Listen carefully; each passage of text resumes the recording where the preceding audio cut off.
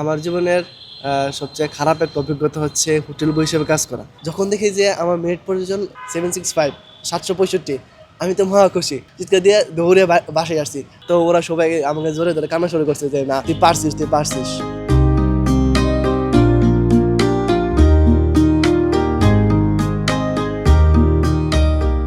আমার ভার্সিটির ক্লাস 4 দিন হয়ে বাকি 3 দিন বন্ধ থাকে। So, ওই 3 দিন আমি কাজ করতাম এভাবে ফুটবলার রাইডারের সাথে যুক্ত হওয়া। আমার যখন টাকার প্রয়োজন তখন আমি কাজ করছি। ক্লাস 9-এ উঠি, আর দেন 9-এর যে রেজিস্ট্রেশন ফি আছে, ওই ফি ছিল আমাদের 2800 টাকা। সো ওই টাকাটা আমার কাছে তখন বিশাল মনে হয়েছিল। হ্যাঁ, আর আমার আব্বুর কাছেও খুব বিশাল মনে হয়েছিল যে আমি আব্বুর কাছে যে বলবো যে আব্বু আমার 2800 টাকা লাগবে। সো এই কথাটা যে আমি আব্বুর কাছে বলবো, আমি ওই ওয়েটে খুঁজে পাচ্ছি না যে আব্বু কোত্থেকে দিবে। তখন আমি ভাবলাম যে যেহেতু আমি খুঁজে পাচ্ছি না, তার মানে আব্বু তো দিতে পারবে না, আমি চেষ্টা করি নিজের কিছু করার। তখন আমি স্কুল থেকে যাওয়ার পথে দেখলাম যে আমাদের বাজারে এক সাইডে কনস্ট্রাকশন কাজ চলতেছে। তো আমি ওনার সাথে কথা বললাম যে আঙ্কেল, আমি কাজ করতে চাই, আমাকে কি আপনার সাথে কাজ মানে কাজে নেবেন কিনা, আমি কাজ করতে পারবো কিনা। বলছে ঠিক আছে, করতে পারবা, তুমি আসো। তারপর আমি কাজ শুরু করলাম আর কি। সো মূলত ওই রেজিস্ট্রেশন ফির জন্যই আমার ওইখানে কাজ করে। এবং আমি জীবনে প্রথম ওই একটা না 1 সপ্তাহ 7 দিন কাজ করছিলাম, যেখান থেকে 2100 টাকা পাইছি, অর্থাৎ 2100 টাকা পাইছি, আর বাকি টাকাটা আব্বু দিয়েছে। করোনার সময় আমার বিচিত্র অভিজ্ঞতার মধ্যে একটা ছিল যে হোটেল বয় হিসেবে কাজ করা।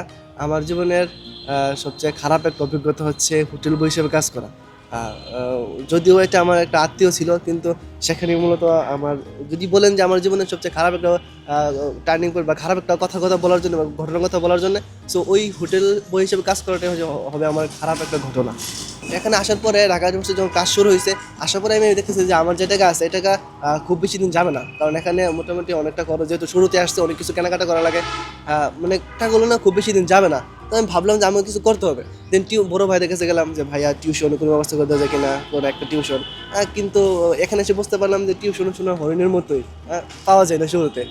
তারপর কী করলাম, ক্যাম্পাসে একদিন দেখতে পেলাম যে ফুটবলের রাইডারকে অর্ডার নিয়ে আসছে। তাই আমি ভাবলাম যে আচ্ছা, তাহলে তো ফুটবলের রাইডার হওয়া যায়। আচ্ছা, এই বিষয় নিয়ে একটু কথা বলতে হবে। দেন বিভিন্নভাবে বিভিন্ন জায়গা থেকে তথ্য সংগ্রহ করছি। দেন ওদের অফিসে গিয়ে ফুটবলের রাইডারের সাথে যুক্ত হওয়া। আমার যখন টাকার প্রয়োজন তখন আমি কাজ করছি। হ্যাঁ, আমার পকেটে যখন 150-200 টাকা থাকতো তখন আমি কাজে নামতাম। হ্যাঁ, আর হচ্ছে আমার ভার্সিটির ক্লাস 4 দিন হয়ে বাকি 3 দিন বন্ধ থাকে। ওই 3 দিন আমি কাজ করতাম। বিশ্ববিদ্যালয়ে ভর্তির কথা যখন আমি ভাবতাম, তখন আমি ভাবতাম যে আসলে কীভাবে এত টাকা পয়সা ম্যানেজ করবো। কারণ অফলাইন কোচিং করতে গেলে তো অনেক টাকা খরচ হয়। হ্যাঁ, তারপর থাকা খাওয়া বা বিশাল ব্যাপার, এটা কোনোভাবে সম্ভব না। হ্যাঁ, তারপর প্রথমে ভাবছিলাম যে না, আমি অনলাইন কোচিং করবো, সেখানে টাকা কম লাগে, 2-3 হাজার টাকা লাগে, অনলাইন কোচিং করে ফেলবো, অফলাইন কোচিং করবো না। কিন্তু বড় ভাইদের কাছে কথা বলে জানতে পারলাম যে আসলে অনলাইন কোচিং করলে পড়ালেখার যে ধারাটা খুব বেশিটা বজায় রাখা যায় না। হ্যাঁ, অফলাইন কোচিং করতে পারলে বেস্ট হয়। এখন অফলাইনে কোচিং করা আমি কীভাবে করবো, এইটার উপায় খুঁজতেছিলাম। তারপর এক ভাই, মিরাজ ভাই আমাকে একটা ফাউন্ডেশন কথা বললো, যে ওই ফাউন্ডেশন ভর্তি কোচিংয়ের সময় বৃত্তি দেয়। হ্যাঁ, মানুষের জন্য ফাউন্ডেশন। সো ওই ফাউন্ডেশন তুমি আবেদন করো। দেন ভাই আমাকে লিঙ্ক দিল, আমি আবেদন করলাম। আবেদন করার পরে আলহামদুলিল্লাহ হয়ে গেল। কিন্তু তারপর আমার অনেক টাকা লাগে, প্রায় 13,000 টাকা আমার দেওয়া লাগে, নিজের দেওয়া লাগে 13,000 টাকা। এখন ওই 13,000 টাকা একসাথে দেওয়া লাগবে, অর্থাৎ এটা একটা বিগ অ্যামাউন্ট। এখন ওই টাকাটা কীভাবে দেবো? আমি তো তখন নিজের যতটুকু কাজ করতাম এটা দিয়ে আমার খরচ চালাইতাম। হ্যাঁ, আর বাসা থেকে অল্প টানা লাগতো, মাঝে মাঝে না আনলেও হতো। এখন আমি ভাবতেছি যে এই 17,000 টাকা কীভাবে দেবো। দেন ভাবলাম যে আচ্ছা, আমার তো অনেক চাচাতো ভাই আছে। হ্যাঁ, ওদের কাছে বলি। হ্যাঁ, আমার একটা ভাই আছে সিবগতুল্লাহ, নিকনেম হচ্ছে ওয়াসিম ভাই। সো ওয়াসিম ভাই ইটালি থাকে। ভাইয়ের কাছে বললাম যে ভাইয়া এই অবস্থা, আমাকে কিছু টাকা দেওয়া লাগে ভর্তি কোচিংয়ের জন্য। দেন ভাই আমাকে 8,000 টাকা পাঠাইছে। সো ওইটা দিয়েই মূলত ওই অ্যাডমিশনের যে বিগ অ্যামাউন্টটা, ওই সময় সেরে গেছে। আর হচ্ছে যে হোস্টেলে থাকা খাওয়ার যে ব্যাপারটা, ওইটা ওই বৃত্তির মাধ্যমে সম্পন্ন হয়েছে। সো ভর্তির সময় যে আমার মানে খুব বড় একটা চ্যালেঞ্জ ছিল এটা, কিন্তু আল্লাহ যদি সহায় থাকে তাহলে কোনো বড় চ্যালেঞ্জ না আসলে আল্লাহ কোনোভাবে আমাকে জিনিসটা ম্যানেজ করে দিয়েছে। হ্যাঁ, খুব সুন্দরভাবে ম্যানেজ করে দিয়েছে। এখানে আসা অবধি আমার জীবন সবচেয়ে টার্নিং পয়েন্ট যদি আমি বিবেচনা করি, তাহলে আমার মনে হয় যে এসএসসির লাইফটা, অর্থাৎ এসএসসিতে জিপিএ 5 পাওয়া ছিল আমার জীবন সবচেয়ে টার্নিং পয়েন্ট। কারণ যখন এসএসসিতে 5 পেলাম, তখন আমার পড়ালেখার প্রতি মানে বিশাল একটা আগ্রহ জন্মিছে। অবশ্য এর আগে থেকে আমি পড়তেছিলাম, কিন্তু পড়ালেখাটা যে কীভাবে করতে হবে, আসলে কোন ধারাবাহিকতা পড়া উচিত, পড়ালেখাটা কেন করবো, এই সব কিছু আমার মাথায় তখন ছিল না।